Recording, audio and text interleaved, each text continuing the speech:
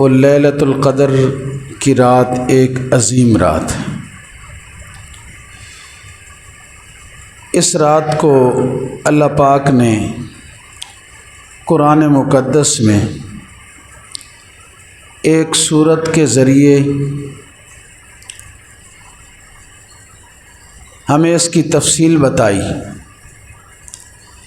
اسی مبارک رات کو حاصل کرنے کے لیے نبی کریم صلی اللہ علیہ وآلہ وسلم نے پورا مہینہ اعتکاف فرمایا۔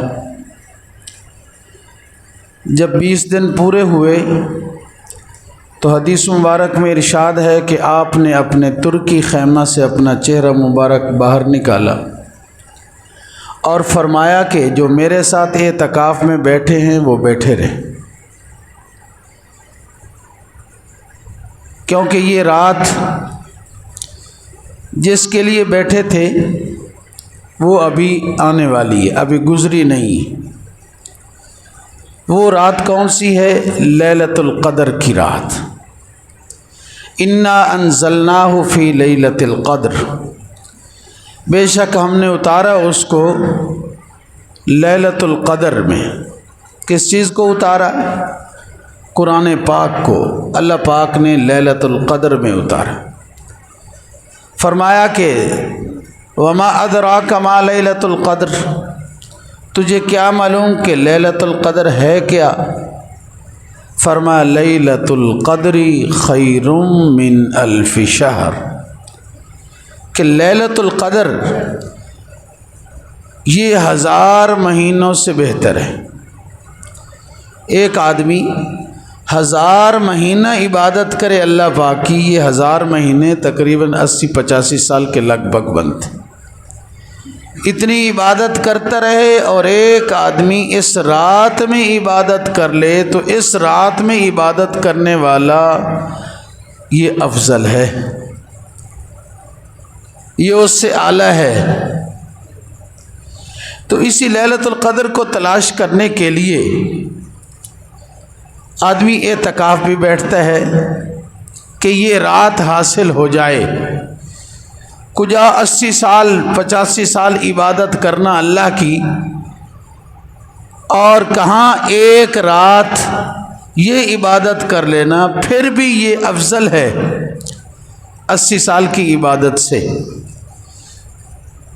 اور اس کے اندر اعمال کیا کیے جاتے؟ ایک خاص عمل ہے۔ وہ خاص عمل کیا ہے؟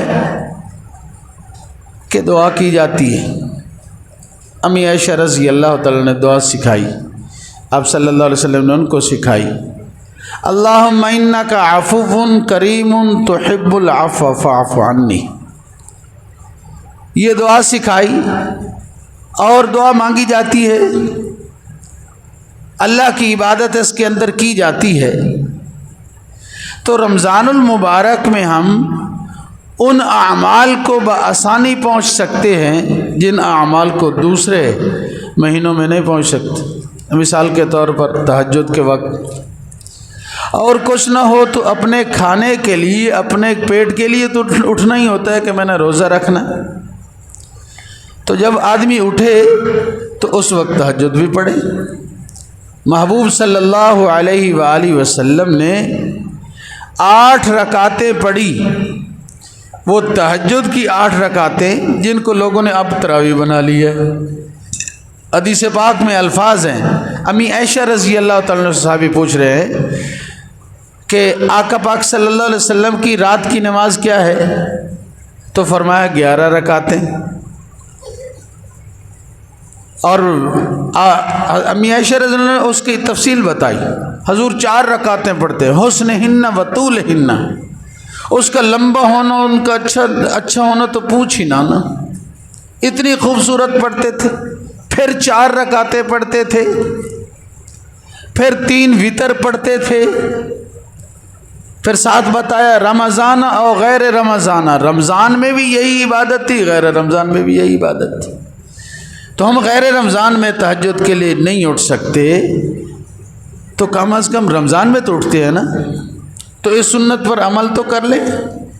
رات کو تو ہم 20 تراویح الحمدللہ پڑھتے ہیں، اور تراوی ہے ہی 20. یہ 8 شاٹ کوئی نہیں تراوی، جو 8 پڑھتے اس کی تراوی شراوی کوئی نہیں ہے بھائی کہ سنت پر عمل ہو، کوئی نہیں.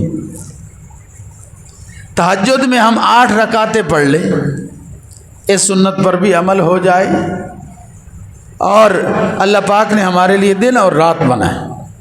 وجعلنا نومکم سباتا، رات بنائی تھی اللہ نے سونے کے لیے. وجعلنا النہار معاشا، دن بنایا تھا جاگنے کے لیے، کمائی کے لیے. ہم الٹا کر لیتے ہیں فطرت کے خلاف، رات کو ساری رات جاگتے، دن کو بھر پڑے رہتے ہیں. جس نے 12 1 بجے 2 بجے سونا ہے وہ تہجد کے لیے اٹھے گا بھائی، وہ تو صبح کی نماز کی اس کی ضائع ہوگی. اور اسی طرح ہم کر رہے ہیں. نہیں میرے بھائی، عام دنوں میں نہیں، اللہ نے جو کام جس کے لیے بنایا اسی وقت میں کریں. رات کو اللہ سونے کے لیے بنائی. فرمایا کہ شیطان جو ہے وہ دوپہر کو قیلولہ نہیں کرتا، مسلمان قیلولہ کرے تاکہ تہجد کے اٹھنے میں اس کو آسانی ہو. یہ سنت بھی ہم سے چھوٹ رہی ہے. تو بات دور نہ نکل جائے میرے بھائی، ہم تہجد پڑھیں اور رمضان المبارک میں اشراق کی بھی پابندی کریں، چاشت کی بھی پابندی کریں، اوابین کی بھی پابندی کریں. اللہ نے بڑا بڑا اجر رکھا ہے ان پر. اور رمضان المبارک میں تو ویسے ہی ریٹ بڑھ جاتا ہے. جو ایک نفل ادا کرتا ہے اللہ پاک اس کو فرض کے برابر ثواب عطا فرماتا ہے، اور جو ایک فرض پڑھتا ہے اللہ پاک اس کو 70 فرضوں کے برابر ثواب عطا فرماتا.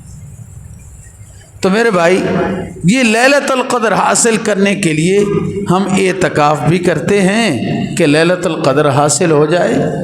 گویا ایسے ہے کہ جس طرح کوئی آدمی مانگنے آتا ہے نا اور امیر آدمی کے پاس بیٹھ جائے، میں تو لے کے ہی اٹھنا، میں نے تو لینا ہی لینا، میں بیٹھا. یہی ہے اعتکاف میں آدمی بستر بچھا کے اللہ کے دربار میں بیٹھ جائے. یا اللہ میں نے تو لینی ہے، تیرے محبوب کا فرمان ہے کہ ہلاک اور برباد ہو جائے وہ آدمی. جبرائیل علیہ الصلوۃ والسلام نے فرمایا ہلاک اور برباد ہو جائے وہ آدمی جس نے رمضان المبارک پایا اور اپنے رب سے اپنی مغفرت نہیں کرا لی. تو محبوب صلی اللہ علیہ وسلم نے آمین کہا، آمین فرمایا، مہر لگا دی آمین سے کہ ٹھیک ہے. جبرائیل علیہ الصلوۃ والسلام مقرب فرشتہ ہے، اس سے مقرب فرشتہ کوئی نہیں. اور ادھر پوری کائنات میں جو مقرب انسان ہے، کامل انسان ہے، محبوب صلی اللہ علیہ وسلم کی ذات، یہ دونوں کی بد دعا ہے. تو کم از کم اعتکاف میں بیٹھے گا، صبح و شام اللہ کی عبادت کرے گا. تو اعتکاف میں بیٹھنے والا بھی 4-5 اعمال زیادہ کرے، ان نفلی عبادتوں کی بھی پابندی کرے گا، گناہوں سے بھی بچ جائے گا، اور دعاؤں کا بہت زیادہ اہتمام کریں. دعا کے لیے بیٹھے نا، قبولیت ہو جائے، مغفرت ہو جائے. تو دعا کی کثرت اور اللہ کا قرب مانگے. اے اللہ مجھے اپنا قرب نصیب فرما دے، اپنی دوستی نصیب فرما دے. اور جتنا اللہ سے کوئی مانگتا ہے نا، یہ اللہ کی ذات ہے. اللہ سے جتنا کوئی مانگتا ہے اللہ نہ بھی دے تو اپنا قرب نصیب فرما دیتے.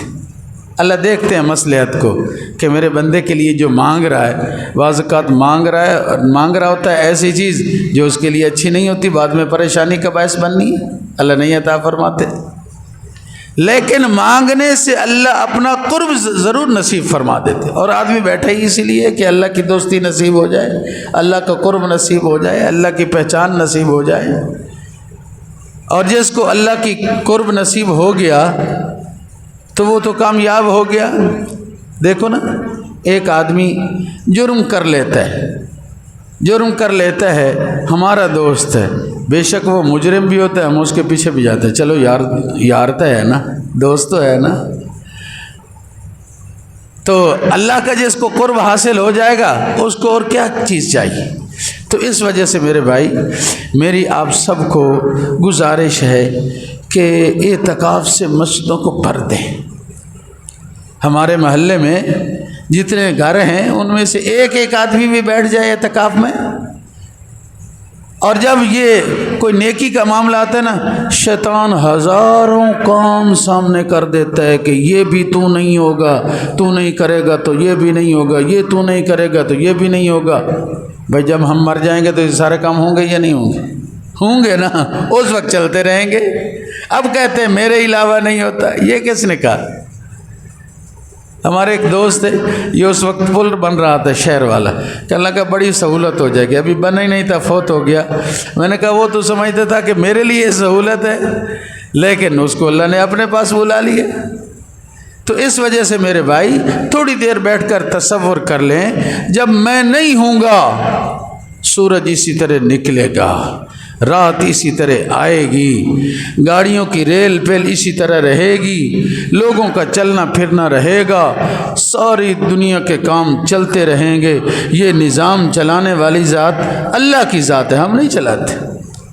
ہم تو ایسے ہیں، ایک طرف گاڑی پہ بیٹھے ہیں، پیدا ہوئے تو دنیا کا گاڑی پہ بیٹھ گئے، اور جب ہمارا اسٹیشن آئے اتار کے لوگ زمین میں ڈال دیں گے، بس اتنا ہی کام ہے۔ تو اس وجہ سے میرے بھائی عرض کرنے کا مقصد یہ ہے کہ ہم اس رات کو حاصل کرنے کے لیے اعتکاف کریں، یہ بڑی عظیم رات ہے، اور اس کے اندر دعائیں قبول ہوتی ہیں، اللہ کا قرب مل جاتا ہے۔ نیک اعمال، جو مسجد میں بیٹھ گیا وہ سارے برے اعمال سے باہر سے بچ گیا، اور جتنے لوگ باہر نیک اعمال کریں گے اس کو مفت میں ثواب مل جائے گا۔ اعتکاف والا جنازے پہ نہیں جا سکتا، اب اس کو جنازہ پڑھنے کا مفت میں ثواب مل جائے گا۔ جتنے لوگ نیک اعمال باہر کرتے ہیں وہ سارے کے سارے اس کو بھی اجر مل جائے گا۔ اس وجہ سے میری دعوت ہے کہ ہماری مسجد میں کم از کم بھر جانی چاہیے۔ خیمہ لگانے کی بے شک ضرورت نہ، اتنے ہوں کہ خیمہ لگ ہی نہ سکے تو پھر سارے یہ سارا ہی خیمہ ہی ہے مسجد ہمارے لیے۔ تو اس بات کی دعوت دینی ہے، اس عظیم رات کو حاصل کرنے کے لیے قرآن پاک کی تلاوت کی جائے، ذکر و اذکار کیا جائے، چند تسبیحات تو مسنون ہیں۔ صبح بھی ہر مومن اور شام کو بھی ہر مومن، ہر مسلمان پہلے کلمے کی تسبیح پڑھے، لا الہ الا اللہ محمد الرسول اللہ، استغفار کی تسبیح پڑھے، استغفر اللہ تعالی ربی من کل ذنب واتوب الیہ، درود پاک کی تسبیح پڑھے، کوئی درود شریف پڑھ لے، 40 درود شریف مولانا زکریا رحمۃ اللہ علیہ نے فضائل درود پاک میں حدیث پاک کے حوالے سے لکھے ہیں، ان میں سے کوئی پڑھ لے، چھوٹا سا درود شریف ہے صلی اللہ علیہ وآلہ وسلم۔ اسی طرح تیسرے کلمے کا خاص طور پر ذکر کرے، سبحان اللہ۔